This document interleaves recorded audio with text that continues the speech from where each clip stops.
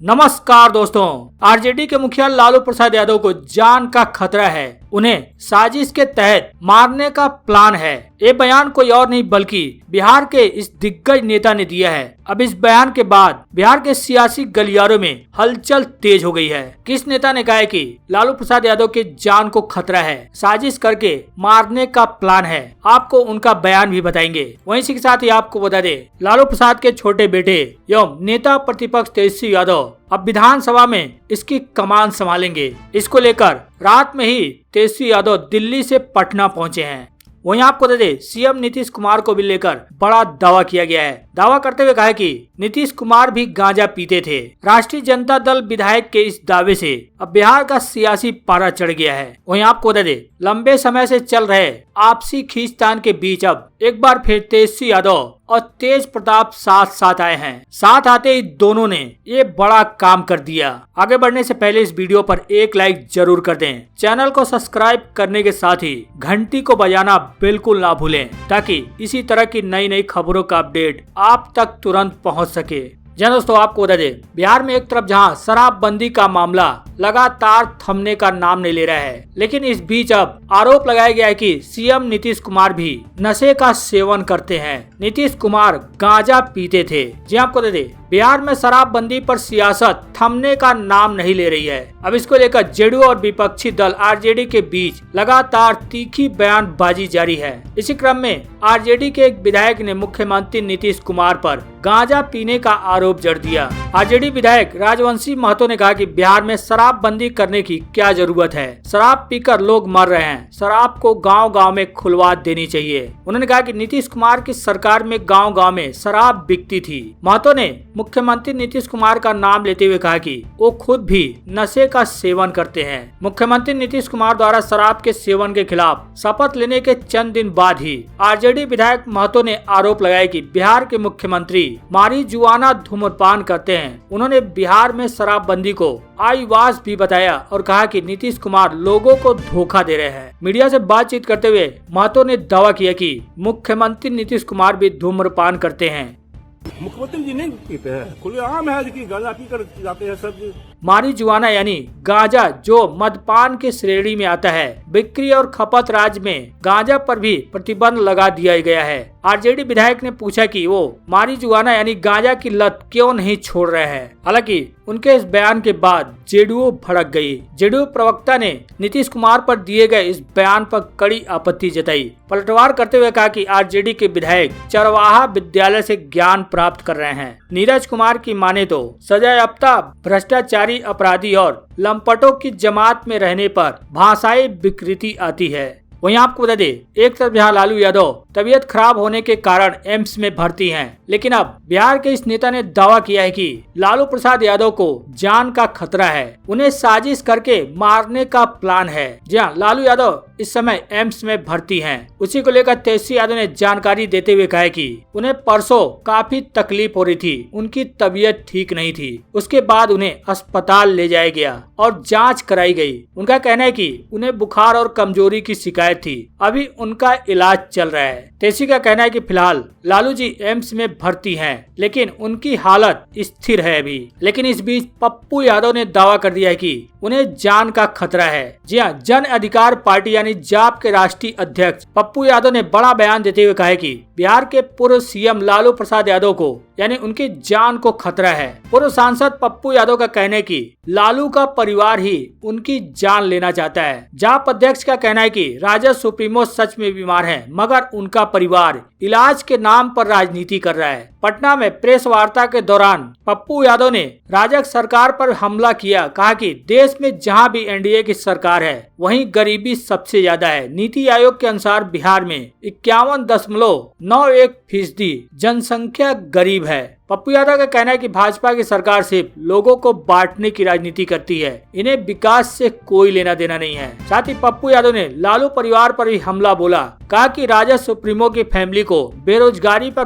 बात करने का कोई नैतिक अधिकार नहीं है। आरजेडी और एनडीए के 30 साल के शासनकाल में बिहार की स्थिति बदहाल हो गई है। बिहार की गरीबी हम सब के लिए अभिशाप है। विगत 40 साल से सभी सरकारों ने गरीबी को बढ़ाया। जन अधिकार पार्टी बिहार की गरीबी हटा हटाने को लेकर सड़क पर लड़ाई लड़ेगी, लेकिन कहीं न कहीं उन्होंने आरजेडी से ही लालू प्रसाद यादव के जान को खतरा बता दिया। यहाँ तक कि नहीं, दावा करते हुए कहा कि साजिश करके उन्हें मारने का प्लान भी है। उनका कहना है कि लालू सच में बीमार है, मगर उनका परिवार इलाज के नाम पर राजनीति कर रहा है। वहीं आपको दे दें, नेता प्रतिपक्ष तेजस्वी यादव विधानसभा में विपक्ष की कमान संभालेंगे। शराबबंदी और बेरोजगारी के मुद्दे पर सरकार को घेरने का पूरा प्लान बनाया गया है। जी हां, तेजस्वी यादव रात में ही पटना पहुंच गए। वो बिहार विधानसभा में नेता प्रतिपक्ष हैं और विधानमंडल का शीतकालीन सत्र शुरू हो चुका है। यह सत्र 3 दिसंबर तक चलेगा। तेजस्वी यादव के पिता और पूर्व मुख्यमंत्री लालू प्रसाद की तबीयत खराब है, वो दिल्ली एम्स में भर्ती हैं।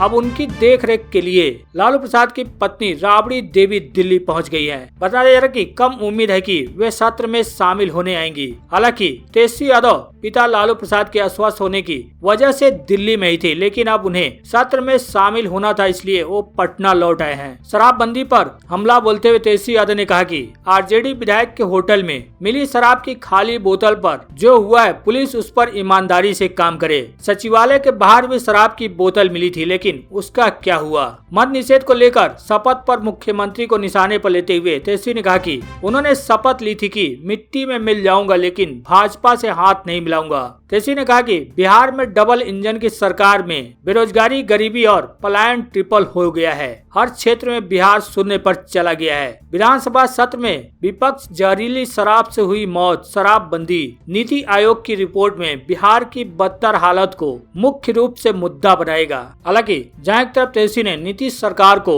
शून्य बताया, तो जेडीयू ने भी हमला बोलते हुए लालू राबड़ी का काल याद दिला दिया। जेडीयू उपाध्यक्ष संजय सिंह और प्रदेश के मुख्य प्रवक्ता नीरज कुमार ने लालू राबड़ी सरकार को लेकर तंज कसा। साथ ही दोनों नेताओं ने नीतीश सरकार के शासन काल को स्वर्णिम काल भी बताया। संजय सिंह ने कहा कि लालू राबड़ी के 15 साल में बिहार को क्या मिला। 1990 से 2005 तक लालू राबड़ी सरकार ने बिहार को अलग अलग क्षेत्र में दर्जा दिलाया। बिहार को घोटाला राज्य का, अपहरण उद्योग का, बिहार में बिजली नदारत का, बिहार के बिना सड़क के राज्य का, बिहार चरवाहा विद्यालय का, नरसंहार वाला राज्य का, अपराधी चरित्र वाला, परिवाद वाला दर्जा दिलाया। उन्होंने कहा कि तेजस्वी में हिम्मत है तो अपने माता पिता के राज में किए गए काम की चर्चा करें। पिता की बैसाखी के सहारे जो राजनीति आप कर रहे हैं, उसमें सच्चाई को स्वीकार कीजिए। वहीं आपको दे, लंबे समय बाद तेज प्रताप यादव तेजस्वी यादव में जो खींचतान थी, वो लगता है अब बहुत कम हो रही है। लंबे समय बाद तेजस्वी यादव के साथ